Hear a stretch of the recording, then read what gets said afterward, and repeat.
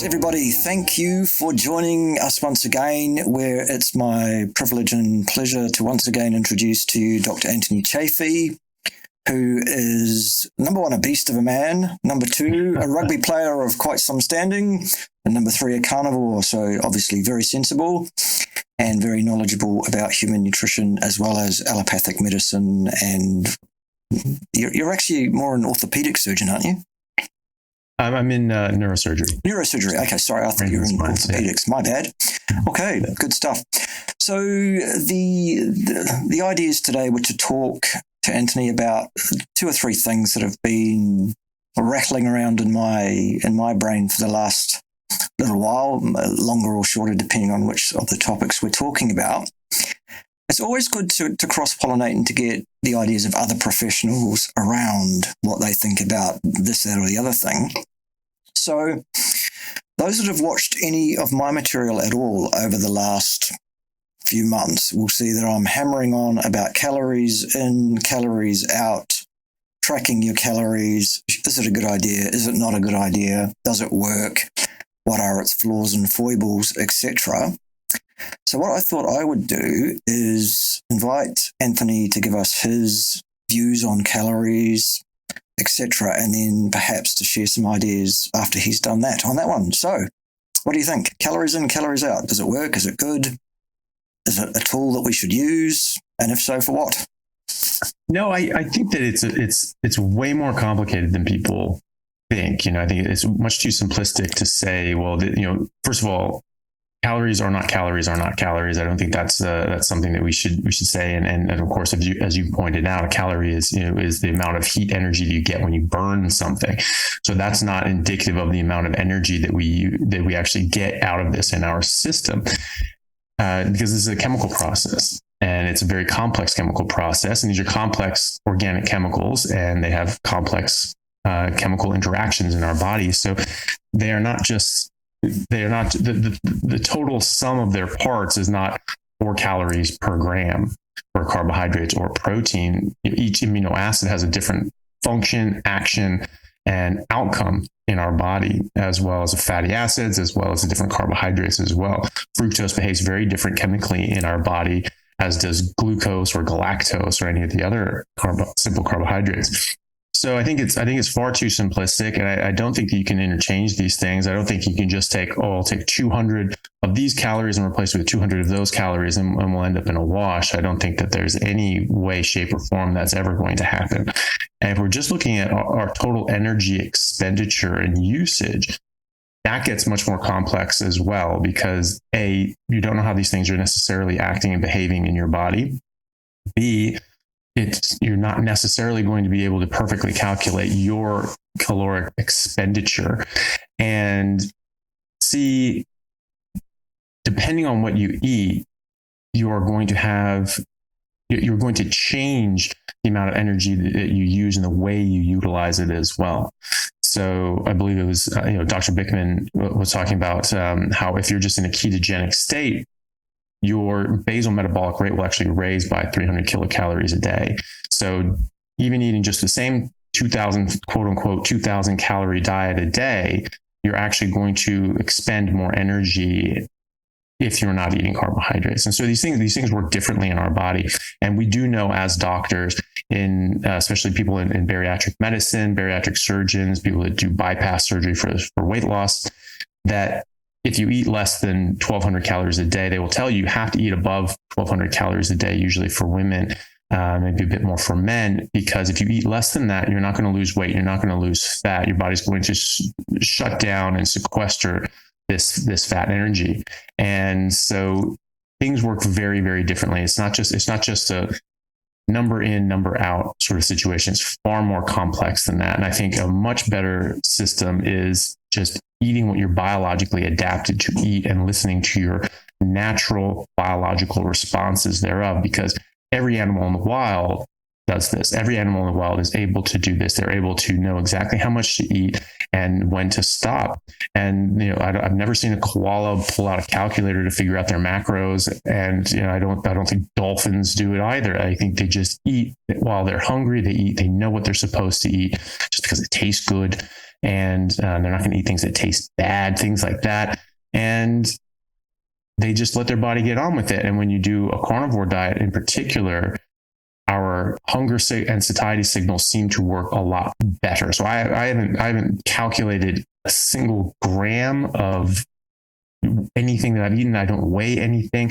I just eat until I'm satiated. And I've been doing that for solid 6 years now. And obviously I did that just sort of intuitively 20 plus years ago when I started this. And I've never had to calculate a single thing. I automatically just was losing a lot of adiposity and putting on muscle very easily. And then I got down to a stable low end body fat percentage, and it's just stayed there. And I haven't had to exercise or work out or do anything special to maintain that. I just eat when I'm hungry, and I stop when I'm full. Brilliant. Awesome. So when someone like yourself, who obviously with your training in medicine, etc., part of that would have been that they would have given you what I imagine would have to be some fairly significant understanding of the energetics of cellular function and the needs of a human body.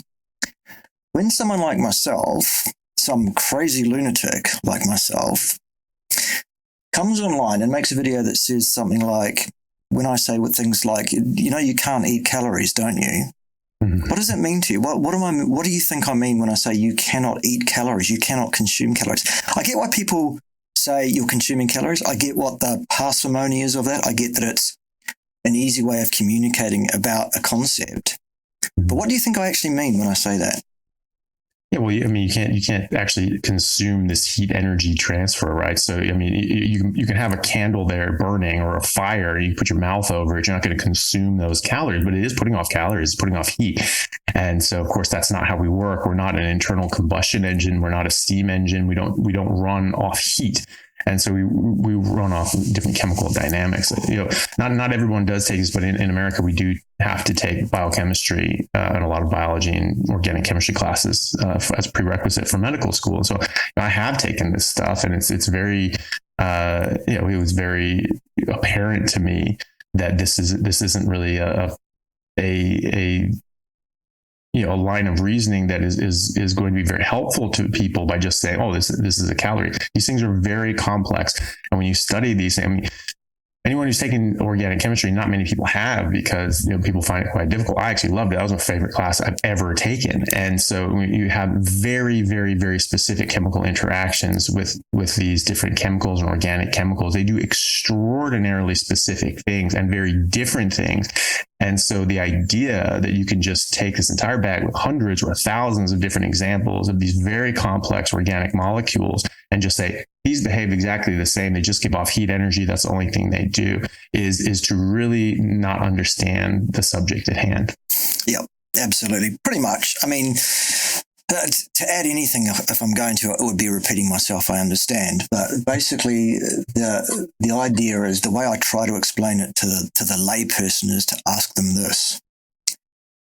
You understand that a calorie is a measurement of heat energy, and the way heat energy is transferred from one body to another body is via the exchange of electromagnetic particles, if you like, or disturbances in the electromagnetic field, if you want to think of them that way, photons.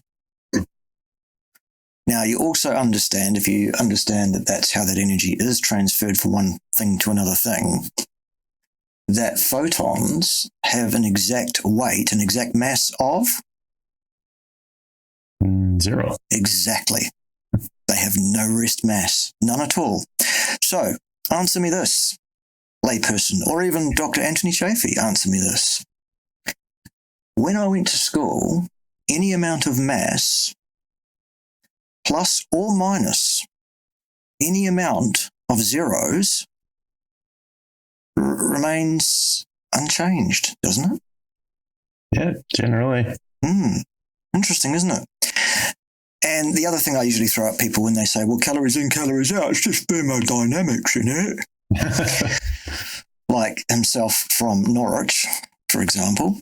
I usually say, well, that's interesting. And then you get guys like Lane Norton, PhD in nutrition, apparently, who says, oh, the first law of thermodynamics says that mass is conserved, he says. Well, Lane, no, it doesn't. It doesn't say that because mass isn't conserved. What it actually says is that the change in the internal energy of a closed thermodynamic system is equal to the specific heat capacity of that system minus any work done by that system on its external environment. Nothing to do with mass at all. In fact, it's explicitly excluded from the first law of thermodynamics. So thermodynamics, no, that only occurs or is only relevant to a closed thermodynamic system, actually. And in practice, let me give you this example. Between the 1st and the 14th of January, 2022, as part of a thing I was doing for a series of videos for, general education and whatever else, I did a challenge where I was asked to consume between 6 and 6,500 so-called calories per day, every day for 14 days and track my weight to see what happens. Well, here's what happened. On the morning of the 1st of January, 2022, I was 155 pounds. On the morning of the 15th, after 14 days of eating 3 times the calories I normally would, I was 140 pounds. Please explain. Yeah. I mean, you're a doctor you're a neurosurgeon. Explain that to me.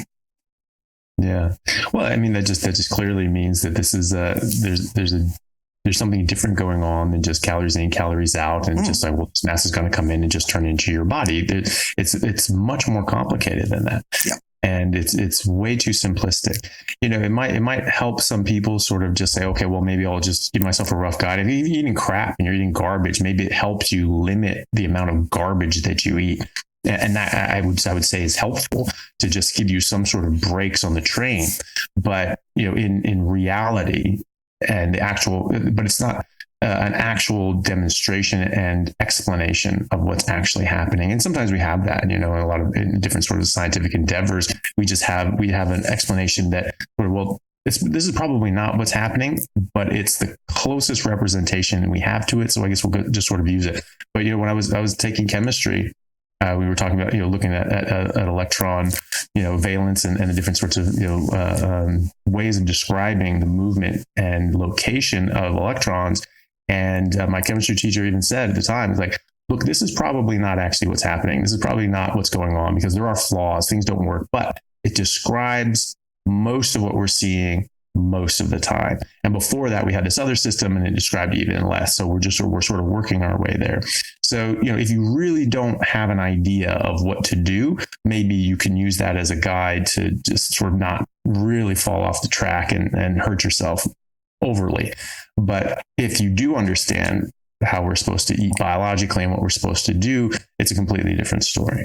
Yeah, absolutely. Spot on.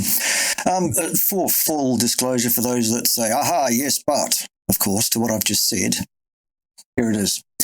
I have a biometric impedance scale here, which is one of those ones that puts a small current of electricity through your body and makes some kind of an estimate of your body comp as well as just weighing your actual weight.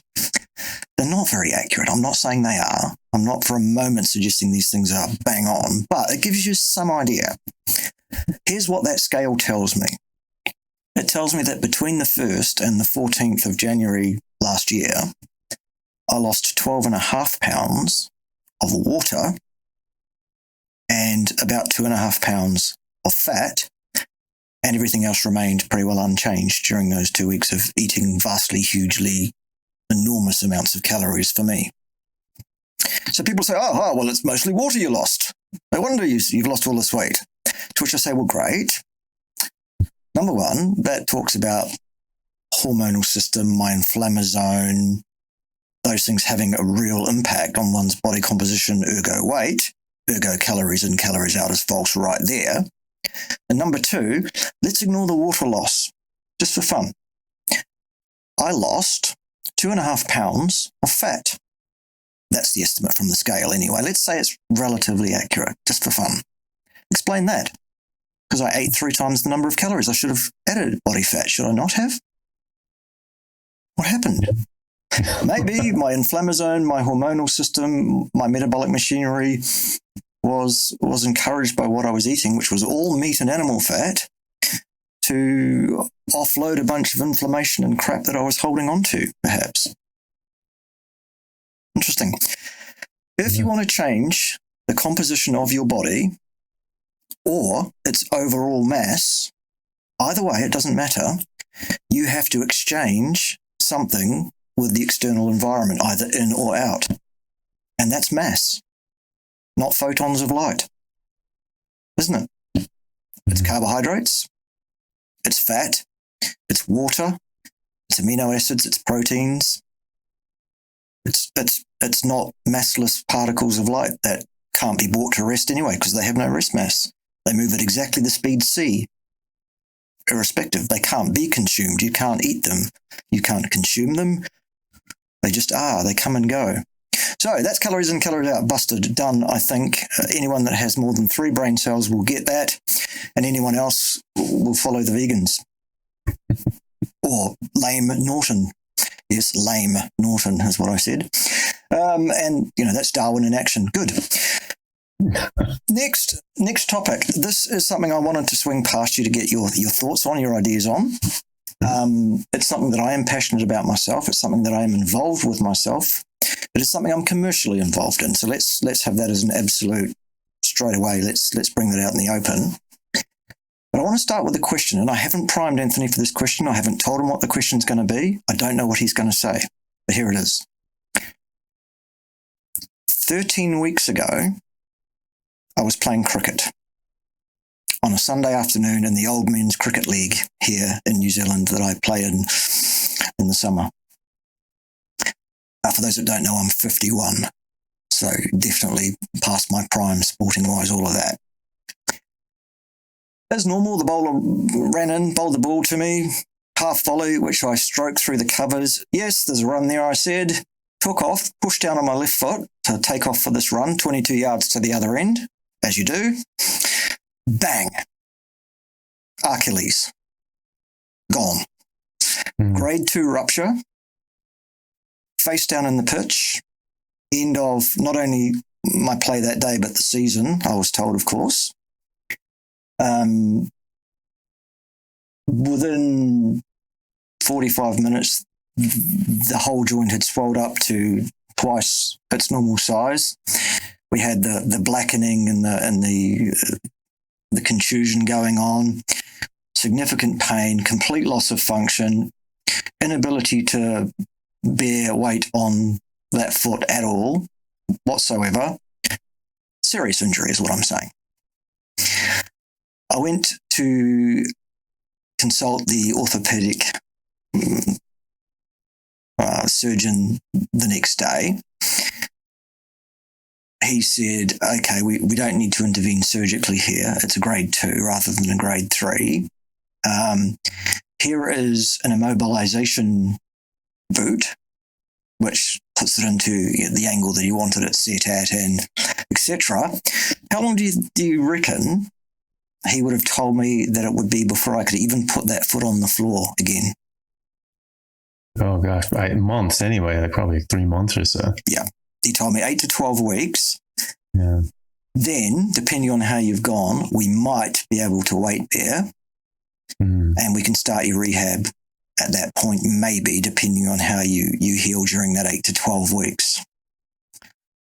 We don't want you any weight on it whatsoever. We don't want you trying to walk on it. We want it immobilized. I had crutches. I had a little scooter thing that I was booming around the house on. You put one knee on and this kind of thing. Good fun. Very frustrating, very painful, not the sort of thing you want to experience. Okay. 2 weeks later, the boot was off and my full weight was on that ankle and I was starting to walk around on it, sure, with a limp. But there you go. It's now, as I said, 13 weeks later. and now I can walk pretty much without a limp. There's still no way I'm going to take off and try and do any running or jumping or anything like that at this stage. But I'm weeks and weeks and weeks ahead of where I should be. Nice. How does that relate to what I'm involved in commercially? Well, for the last 13 years, I've been taking a nutraceutical supplement, which is marketed by a company out of the States. And this product purports to have an active ingredient which encourages one's bone marrow to release vastly more of one's own adult stem cells into circulation, whereupon they will renew and repair any tissues that are diseased, worn, damaged, tired, getting short on their lifespan as per the whole telomeres issue and all of that kind of stuff. And basically these stem cells will bind to such tissues and renew and repair such tissues with brand new cells with full-length telomeres. My original story around my involvement with the product was this. When I was 39, I was told by an eye specialist that I had advanced wet macular degeneration. He'd never seen a case as advanced in a man of my age at that time. He'd seen eyes as bad, but these were men in their 8th decade and women in their 8th decade. There was nothing he could do. Suck it up, get ready. I was going to go blind, and probably by the time I was 45, was what I was told. He said, I can inject stem cells into your eyeballs if you like. I said, no, thanks. Keep that. I think, he said, a good choice. It probably doesn't work anyway, frankly. That's just something we can offer. Not really convinced. He said to me, don't smoke. I said, great, done. He said, don't drink. I said, okay. Avoid all that saturated fat and animal protein, he said. Make sure you have a balanced diet with lots of healthy grain and stuff, he said, of course. I said, okay, fine. Yeah, but suck it up. $200, thanks, is what I was told. At that time, serendipitously, I wasn't even looking for it. I answered an ad in the local newspaper. There was a company, turns out to be an earlier version of this company I'm talking about, that was looking for someone to fly around New Zealand and Australia on a 2-week turnaround to talk to their people about how to market this product, how to talk about it, what to say, what not to say, how to stay within the rules and stuff, because it was an American company and there's FDA regulations, all of that. Anyway, I got that job and it turned out to be this product by this company, and I started taking it at that time. I did that job for about a year, and then I moved to the UK because I married a girl from Yorkshire. And they didn't have the work for me up there. They didn't have the penetration up there. And so they said to me, perhaps you'd like to be a distributor of this product in your own right. And I said, fine, whatever. And I continued to use the product at my own expense as a wholesale customer, basically, for the next 10 years. Anyway, long story short, not blind. In fact, my eyesight's better than it was when I was 39. My prescription is less than it was. My short range and long range vision, acuity, everything much, much better. And millions and billions of other things associated with me taking this product in terms of my health improved. And this is before I discovered the carnivore diet, by the way, so there's no crossover. Well, there is now because I've been on the carnivore diet now for 8.5 years. But that was 5 years taking this product on a standard diet and still getting benefit. What would your thoughts on such a thing be? Assuming that the thing does what it says it does, and yes, we have the peer-reviewed evidence that says it does. Yeah, well, I mean, stem cell research has been sort of, what people think of as sort of the holy grail for the last, several years, decades, trying to get this as viable as possible. I do know that there's a lot of really interesting research being done, from people such as David Sinclair out of Harvard, whereas he's able to regenerate and stimulate different genes to actually regenerate eyes. And he's specifically done this, I think, with rats where they've gone blind and they've been able to sort of stimulate them and presumably their stem cells to actually regenerate their eyes. And about 80% of the mice or rats that they use regain their vision. Yeah. And so, and he's saying that you can do that with sort of any organ system, and you can sort of regenerate these things, which is a massive boon. So obviously this is going to have to do something with stem cells. You're going to have to turn on different genes and stimulate the growth and rebirth of different cells. So I think that's a very exciting field. It's not one that I'm too familiar with. However, I do see different places. I can't remember the guy's name, but there's a guy, he's a doctor, he's an American doctor, but he has a clinic in Texas. And he also has a clinic in Panama, because in Panama, apparently you can use different stem cells that are better. They're just better quality. In the US are more restricted to certain ways. And they're having pretty amazing results. And they've published a lot of their results as well with thousands of patients. So I think that stem cell technology is a massive, prize to be had. Some of the things, injecting into your eye or injecting into your joints, we don't have all the available data on that. It's sort of mixed at the moment. We don't have big studies and things like that. So it's just it's very expensive. And so if you do that, you just sort of, maybe it helps. Hopefully it does, but there's no real guarantees like with other things that we have better information on. So, I'd definitely be interested in learning more. What sort of trials and things like that have they done with that stuff? Okay, so there are a number of studies that have been done independently and published in the peer-reviewed literature with regard to the active ingredient in this particular product. Mm-hmm. And first and foremost, what we want to know is, okay, this product purports to cause a massive release of adult stem cells from your bone marrow. So your blank adult stem cells with your DNA in them that are normally held in your bone marrow and are kept there and can't do anything except wait. This is it's an L-selectin ligator, basically, that cuts that tether in the bone marrow that holds that stem cell there and allows it to enter the bloodstream, whereupon it will seek out tissues in need of renewal and repair, bind to those, and do exactly that. These tissues, these stem cells can differentiate and do differentiate into anything whatsoever in your body, any cell line at all, except gametes. So not sperm, not eggs. Everything else, they can, and that's probably a good thing because you don't want extra sperms and eggs necessarily, do you? I don't, certainly not.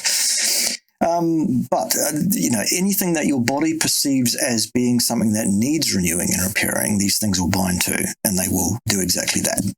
So is there evidence that someone that consumes this product, will they get this release that we're talking about? Does it do what it promises? The answer is yes. It's something like, from memory, it's something like 5 standard deviations of difference over the next 4 to 6 hours in the area under the curve against a placebo. Mm-hmm. So that's very, very significant in terms of that. Is there a risk that you can ever run out of these adult stem cells? No, because the process of releasing them is that there's a master or a number of masters in your bone marrow that are permanently bound to the structure of the bone marrow. They're never released. What happens is those cells that are bound there will divide into two, and the L-selectin retaining cord, if you like, remains between those two cells. There needs to be a chemical message, cut that and let that cell go, at which time the master cell divides in two again. Those cells have an enzyme that rebuilds their telomeres. They are, to all intents and purposes, an immortal cell line that will divide as many times as is required. You cannot ever run. You will die with the same number of these stem cells that you were born with, so long as you don't get exposed to a massive dose of radiation at some point. Okay, so does it do what it says it does on the tin? Yes, no question of that. Can these cells really differentiate? Do they really differentiate into pretty much anything that's needed? For that, we only have animal model studies for reasons that will become obvious in a minute when I explain some of this other stuff. It's a bit squeamish for those that don't believe in vivisection. Fine. I'm not condoning it. I'm not saying it's good stuff. And it's not this company that did this research. It was independently done by others who decided to do it. Okay. This company is not saying vivisection is a good thing either. So, yeah. Here's what they did.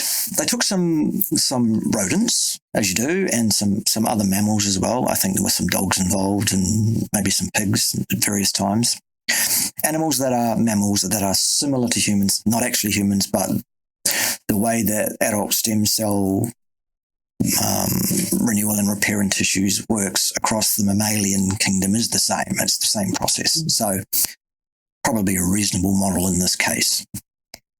They've taken samples of the bone marrow of these animals individually and put them on storage. Then they've irradiated those animals to wipe out their bone marrow. Completely, they don't have any left. So those animals are now going to die unless we do something.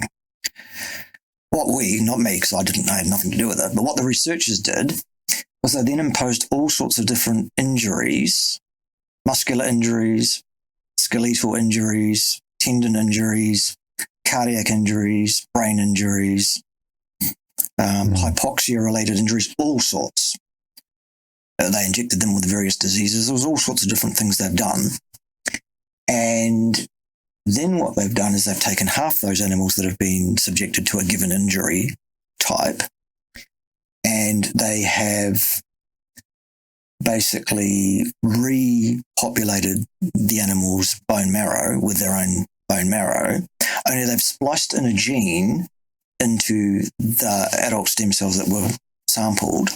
And the gene comes from a jellyfish, and it's a fluorescent protein that you put a black light on and it goes bright green. These are proteins that mammals don't have. These are jellyfish proteins. And they've put them into those stem cells, and then they've allowed the stem cell population to regrow throughout the bone marrow as it does, and then they've allowed these animals to heal from the injuries. And half the animals are given the stem cell releasing agent, and half of them are given a placebo. And then what they do is they then sacrifice the animals at the end of the healing process, get these tissues, put them under a microscope, put a black light on them, and see whether the protein's in there in these tissues. And the only way it possibly could be is if those adult stem cells have gone around to that tissue and differentiated into that kind of tissue. Anyway, the animals that got no stem cell release agent had some healing, had some green protein in their new tissues, a few cells here and there. The ones that were given the stem cell releasing agent, the tissue was bright green right throughout, like the Incredible Hulk. Clearly, obviously, right, slam dunk. So, does the stuff release stem cells? Yes. Do those stem cells turn into new tissues of any kind around the body, including immune cells, blood cells, heart cells, anything but hair follicle cells, apparently, Anthony? Bastards. No, it's not a health issue. My body doesn't see that as a priority. It doesn't affect my health, so my body doesn't care. That's okay. I can put a wig on. Fine.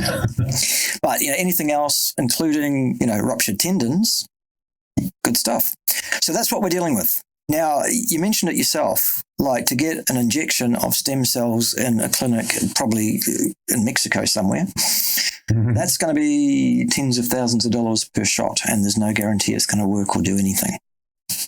This crazy stuff here, this is the stuff. It's not actually transparent. That's just because I've got a green screen. It's actually got a green label. It's less than $80 for a month's supply. Which way do you want to go? Well, I decided to take that stuff for the last 13 years. And I'm not blind, and I'm healing rapidly from injuries that should take months. So that was the second thing I wanted to talk to you about, to gauge your interest in that and to see what your feelings were on it were. There you go. What I'm going to do for my people watching my version of this video on my channel is put a link, basically, on the screen right now that people can go straight there and buy the stuff. Most of the people watching on my channel have heard me talk about this 100 times. They know. On Anthony's version of the video, he can put a link up there if he wants to. So there you go. If it's not his bag, then he'll put my link up. By the way, there'll be a link. It'll be mine or his. if he decides that it's something that he could do well to be involved with, and I think it is. So that's my take on that one. All right, moving on to the third thing I wanted to talk to you about today, and it's kind of an adjunct to what we've just been talking about with the injury. It's a thing I've come across very recently. I've discovered very recently. I've been reading up about it. I've been looking into it, etc. This is a short peptide. I think it's 14 or 15 amino acids long. So this is a very, very small thing, a very tiny thing. This is a peptide that the human body naturally, inherently makes itself in very, very small amounts.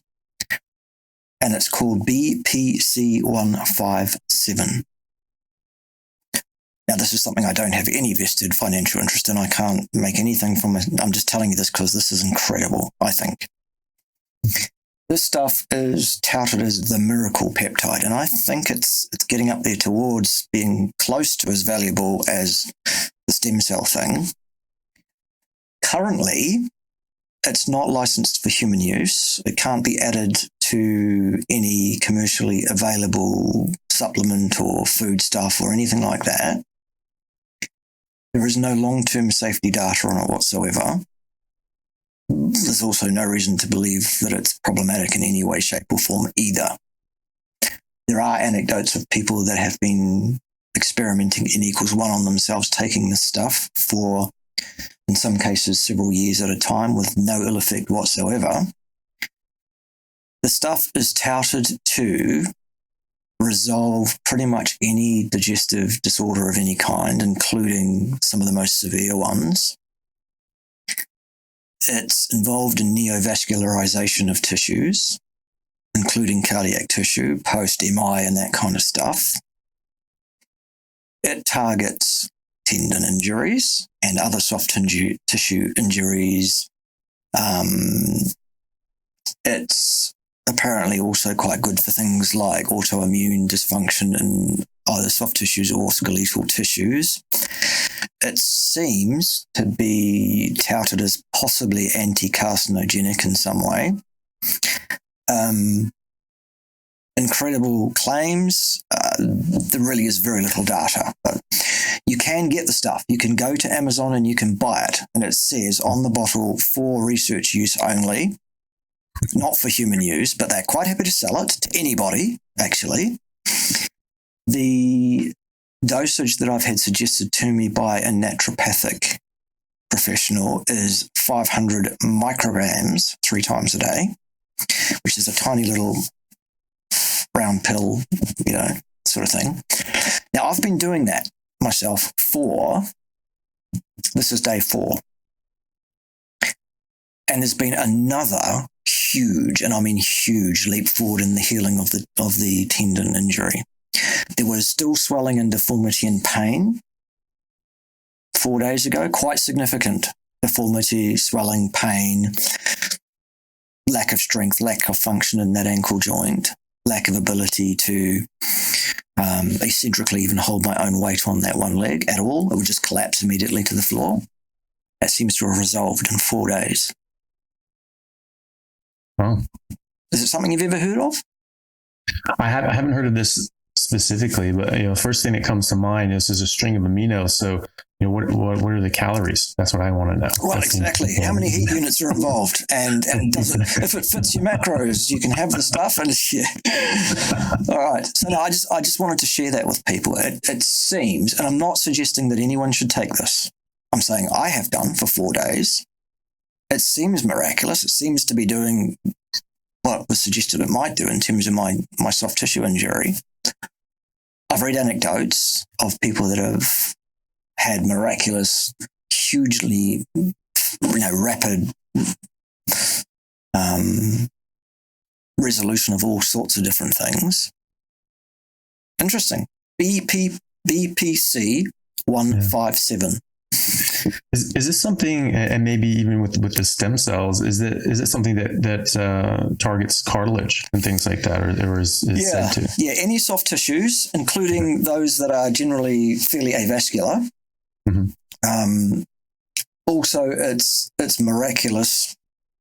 The claim is miraculous in terms of mucous membranes. So that means alimentary canal, it means respiratory canal, it means all of that stuff. There are anecdotal reports of complete remission from very late stage carcinomas of any of the alimentary canal and or respiratory and or lung, that sort of stuff. Everything from oral, nasal, right through to colorectal. There is talk of improvements in psychological disturbance, mood, energy. There are reports of shedding excess adiposity even, and having, almost anabolic muscular effects as well, and the neovascularization thing. Mm-hmm. It seems to be the one size fits all, cure all, genuinely miracle thing is what they're talking about. Now, I'm not supporting those claims. I'm not saying it is any of those things. I'm just saying my experience has been very positive, very immediately, to a point where I actually got back to the naturopath I was talking to about this, and said, is this even possible that I could have noticed such a change within even the first 24 hours? Is it possible that my swelling has completely resolved and deformity that I've had for 13 weeks is resolved in one day, or am I mad? What's going on here? And she said to me, well, no, this is what we're finding. And for those that are interested, we're talking about Sabrina Salt, by the way, who is a naturopath in the States, who has been interested in this for some time. And it was through her that I first heard about this particular peptide. Well, actually through someone that said to me, did you know that she was involved in this? And have you heard of this? And I said, no, and I checked it out. So there you go. And I went, can I get it? And she said, well, you can't get it on prescription anywhere. You can't get it for human use because it's not licensed, but you can go to Amazon and buy it. So I did. Yeah, that's funny. Yeah. So even in New Zealand and things like that, or elsewhere, they can ship it over here? Or? Yeah, I imagine so. I mean, if I can get it in New Zealand, you can get it in Australia. I would imagine. Yeah. There seems to be no blockade or control of it. It's not a controlled substance. It's just a chain of 15 amino acids.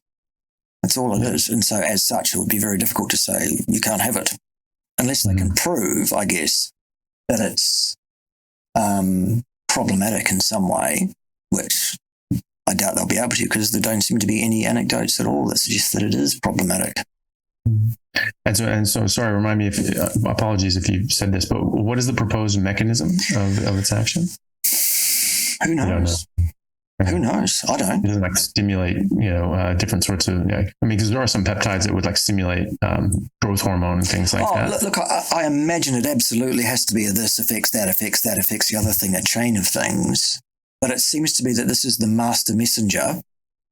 And it seems that the body makes a very, very small amount of this. It's actually made in the stomach and intestinal system originally, and it goes out from there to do what it does systemically. But the humans make a very, very small amount of this stuff. And the 500 micrograms is relatively to what you will make yourself a massive dose. But it's still we're talking micrograms of an amino acid formulation. So very little of anything. So not many heat units, Anthony, in that. Not many photons of light involved in that. So it probably fits your macros, at least. Yeah. It's not. So it's not the calories that's doing it. Is what we're saying. No, definitely not. Okay. No, not so much. Yeah. Which is strange, because I thought that was the only thing that mattered. These sorts of things. That's just thermodynamics, isn't it? They're just made of calories, and that's all that mattered. Exactly. Yeah. So, it's a fascinating time. It's a great time to be alive. I just thought I'd swing that past you and see if it was something that you'd heard anything about in the medical fraternity at all. It seems like not. No, I mean, there's some things that Andrew Huberman talks about. He talks about different peptides. I don't know if this is one of them, but I caught a clip of him talking about some peptides, and I believe he was saying that he took some that sort of stimulated growth hormone and helped him sleep and all these sorts of things. And there's a lot of there are more and more people using these sorts of things because they aren't controlled. It's just you're just taking something that stimulates something in your body, and so it is interesting. I did wonder, because I've cartilage damage in my knees and my kneecaps, and that's something that's been a bit of a problem for a while because even though I've gotten surgery and sort of cleaned out the loose bits that have just been floating around, the rest of the knee's perfect. It's just this little spot on my patella that's just sort of bone on bone at this point. And so when I push myself, I go to sprint or do any sort of long runs or whatever, my knee will just swell up. I'll get an infusion for weeks, and I won't be able to walk properly. So I'm trying to sort of rehab that now, but it's been a bit of a bitch, unfortunately. So, I mean, for me, without making this is not a suggestion for you or anybody else. I'm certainly not going to give medical advice, but in that position myself, what I might be inclined to do is to take this stem cell enhancing stuff regularly on a day-by-day basis. It's magic, but it's not rapid. It takes a few months. I usually say to people, look, try this stuff for 6 months to see if it's going to be good for you, whatever. From the same company, there's also an anti-inflammatory which works on the COX-2 and the LOX5 pathway, knocks those down, which is a good thing for chronic inflammation. There's a blood flow optimizer which dissolves fibrin deposits out of your capillaries or capillaries if you come from the antipodes here.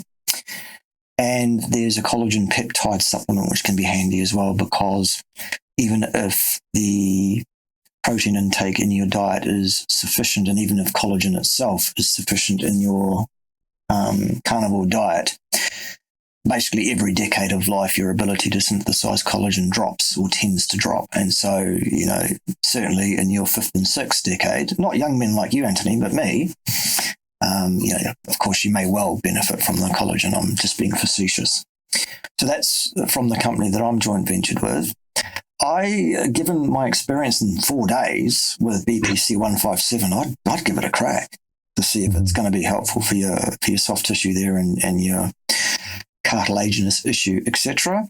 And the other thing I would suggest very fervently, if you can possibly get in there, because she's very, very sought after, very busy, is I would talk to young Jessica Henright, and I know that you guys are acquainted already, and she has a physical therapy system that she's one of 20 people in the world that know how to do. And it's around reteaching your nervous system how to innovate things.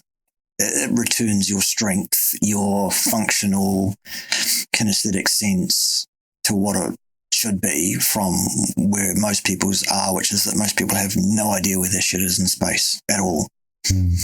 And so I would warmly, strongly suggest that if you don't know how to, that you would get hold of either myself or Dr. Anthony Chaffee and ask about getting hold of Jessica. And there will be a wait. I can promise you there'll be a wait to get in, unless, wink, wink, nudge, nudge, you're a good friend of mine, in which case I can get you in. But there you go. So I'd be doing those things. And then the usual rehab things, the strength, the training, etc. Listening to your body when you've got an acute swelling or situation, not pushing beyond the point that's sensible. Of course, someone like Anthony would know where that is, but most people probably don't. Most athletes push themselves well beyond where they should and do more damage, don't they? Well, I've been there, and so that's how I know what it looks like when you're approaching that edge.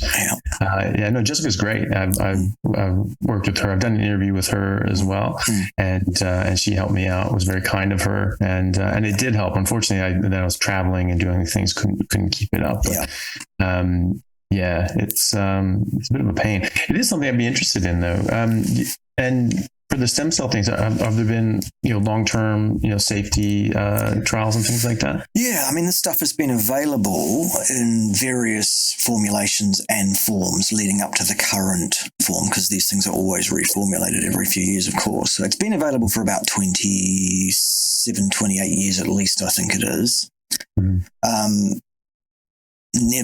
Never has there been a serious issue. I think once, about 20 years ago, somebody had an anaphylactic reaction. It turned out that somehow in a previous company that had the patent for this stuff, not even the current company, they did something that somehow allowed some shellfish protein to get into it, and someone reacted to that. Not even the stuff that, right. It was just an accident. But nobody has ever had a serious problem with this stuff. It's actually derived from a blue-green cyanobacter that lives in this one lake in Oregon. It's the only place in the world you can find this stuff. Right. And it's a volcanic lake that has such nutrient value that what they do is every X number of weeks, they'll whip out several hundred tons of this stuff to make the product. And within 12 hours, it grows back. So it's not going to run out. But this is the only place you can get it in this particular form that has this active ingredient in it. And it's to do, I think, with the nutrient and the volcanic feeding of the lake. There are other companies selling dried, this particular cyanobacter. It's called AFA. They're selling just dried whole cyanobacter powder and saying it's the same. No. Number one, that stuff's full of toxins, heavy metals, all sorts of crap that's in the lake. You don't want to go anywhere near just dried cyanobacter. That's a bad idea. And secondly, this company that I'm joint ventured with is the only company that has the proprietary filtration cleanup to get all that junk out of it and to actually activate this ingredient to actually act as the L-selectin ligator. Just eating dried algae, that's called, is not going to help. So there are a bunch of companies that are trying to, coattail on it and do that. You don't want to go anywhere near those. Go to the link that we put on the screen before. I'll put it up again. Here it is. There's the link again so that you can go there. And Anthony will put his link up because he's, of course, going to become joint ventured with us because it's great stuff. Anyway, that was what I wanted to talk to you about today. I want to thank you for your time, your valuable time, and sharing with us and giving us your thoughts on those issues. What's interesting for you right now? What are you doing? What are you working on? What do you want people to know about? For me, I'm just I'm taking a bit of time off from the hospital. I'm just so I'm working on a book. I'm trying to finish my book talking about just making the same arguments that you and I have been making. This is the way that we're supposed to be eating is an animal-based diet, and the evidence for that, sort of undoing some of the myths and the rumors about why it's not good, like cholesterol, obviously. And then talking about different, plant defense chemicals and toxins, but making the overarching theme, making the argument that the majority of the so-called chronic diseases that we treat now as a mainstay in medicine are not actually diseases per se, but toxicities and malnutrition. So toxic buildup of a species inappropriate diet and a lack of species specific nutrition. So namely, too many plants that we're not designed to eat and can't detoxify properly or extract nutrients from adequately, and not enough of our, biologically designed meat. So that's sort of what I want to argue. I want people to understand that these diseases are not diseases. They don't have to continue them. I mean, there's a reversible nature of these. You can see this with Crohn's disease. You remove carbohydrates and fiber, and Crohn's disease goes into remission on average 51 months. And that's just with carbs and fiber, not even all the rest of it. Diabetes, we've seen in large clinical trials, especially with Professor Steve Phinney, that if you just put people on a ketogenic diet, you remove carbohydrates, sugar, alcohol, that you can put type 2 diabetes into remission. You can take people off insulin and get them off their medication. So that's a reversible nature. You have exposure to something and you get this problem, then you take away that exposure and all of a sudden the problem goes away. That's a pretty direct evidence that there's a cause and effect relationship here. And I think that that's not just those two diseases. I think there's a number of diseases, especially autoimmune issues and even heart disease and most cancers. So I think that that's very important for people to understand and to know, and that they can hopefully use that to take back their life and their health. So that's my main project right now. And then I'm also speaking at a number of different conferences, one here in Perth at the Low Carb Roadshow. I'll be speaking just actually this coming Sunday, so the 23rd. And then I'll be speaking at the PHC, the Public Health Commission, annual conference in Sheffield, England in May 19th and 20th.